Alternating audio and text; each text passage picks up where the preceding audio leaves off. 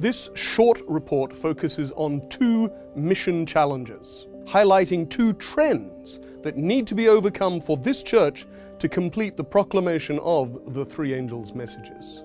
The first is one that I have highlighted at annual council every year since I came to this position. It relates to attrition and loss. The second challenge is an issue I touched on briefly last year, but will explore more in this report.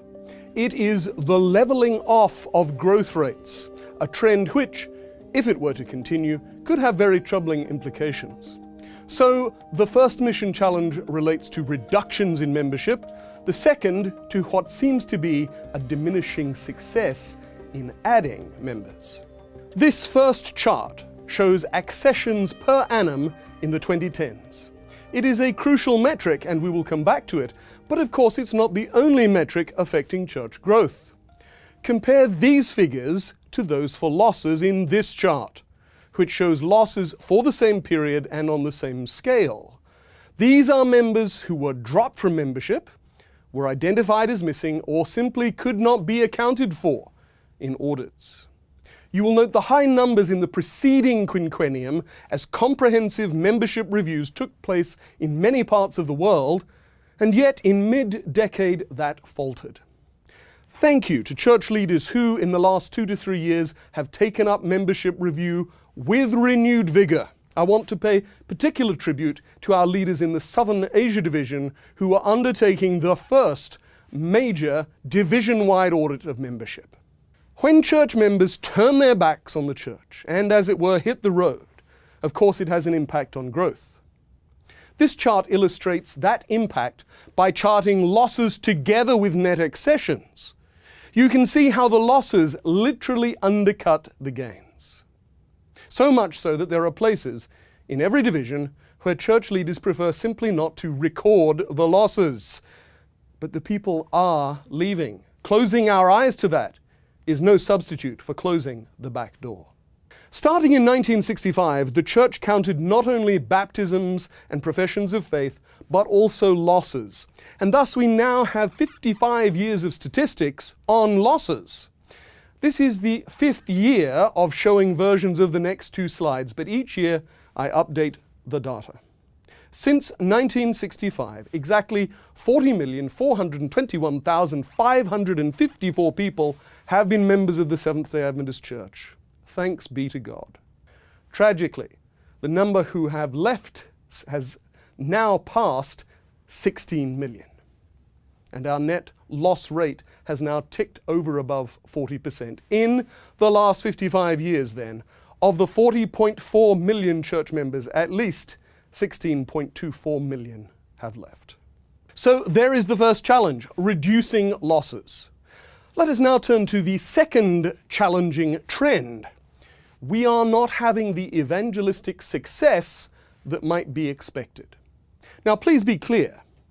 I will be talking in the next few minutes about decreases in accessions and the accession rate, not about decreases in membership.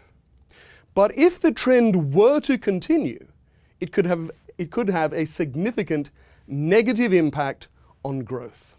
Highlighting it now means there's the possibility of taking remedial action before the trend becomes very serious. Now, this slide shows the world growth rate for the past quinquennium. And as you look at it, you'll see that on the face of it, there is an obvious problem.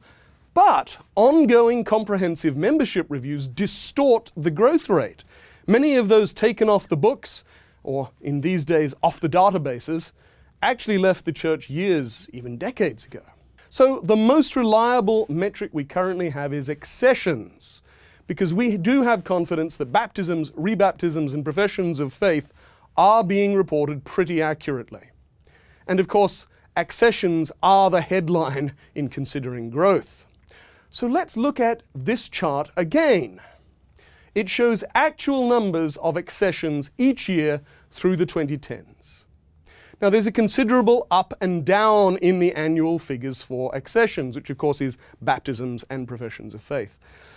There is no trend of consistently increasing growth in the number of accessions, but the church is growing, increasing every year. and we might reasonably expect that net accessions would regularly be increasing too. Yet they are not.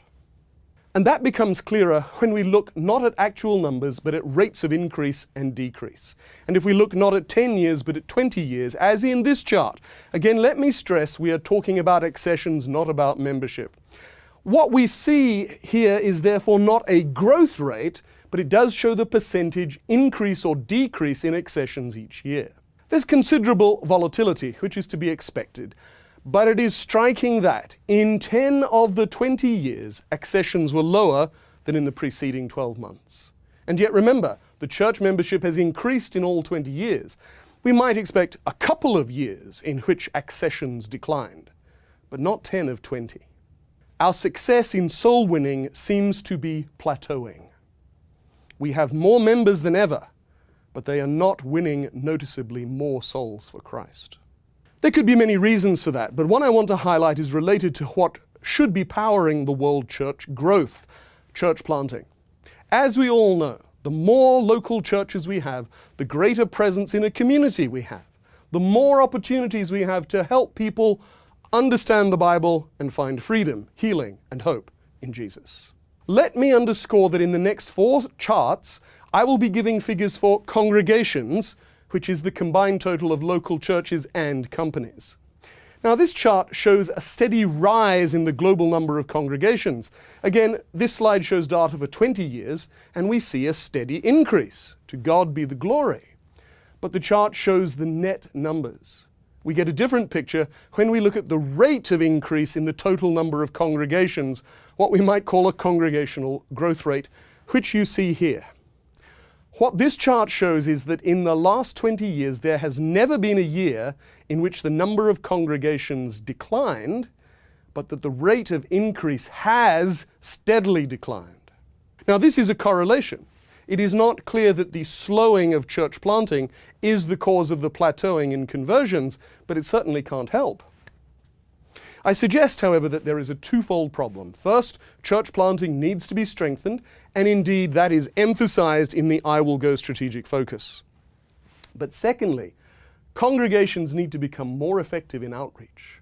This chart shows the number of accessions per congregation, and again for the last 20 years. In 1999, each congregation on average added 12 new members, and that reflected, I'm sure, the impact of the various net series. Since 2008, the accessions per congregation has hovered just above or just below 8. What is the trend? This chart takes the same data but shows a logarithmic trend line, and the direction over the last 2 decades is plain. Here is one last indicator.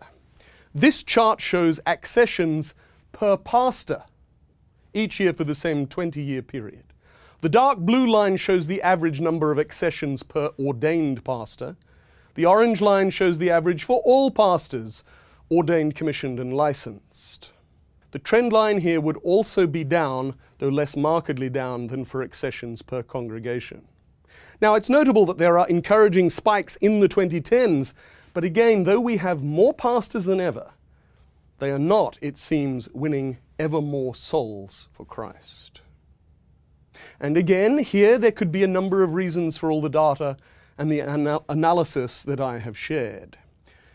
But it does prompt me to ask 2 questions, and they both relate to the challenges I have discussed. First, are we giving our local church members effective training in holistic disciple making? And second, is it possible that we, collectively, as church leaders around the world, have simply come to take growth for granted?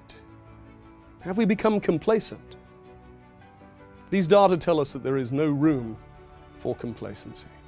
As I conclude, I am going beyond the data, but I want to suggest that holistic discipleship and disciple making will help us to resolve both problematic areas, because that includes nurturing and retaining members and motivating them and equipping them to reach out to others, to share with other people the prophetic truths that we hold dear, that point to Jesus Christ and that are epitomized in Revelation chapter 14.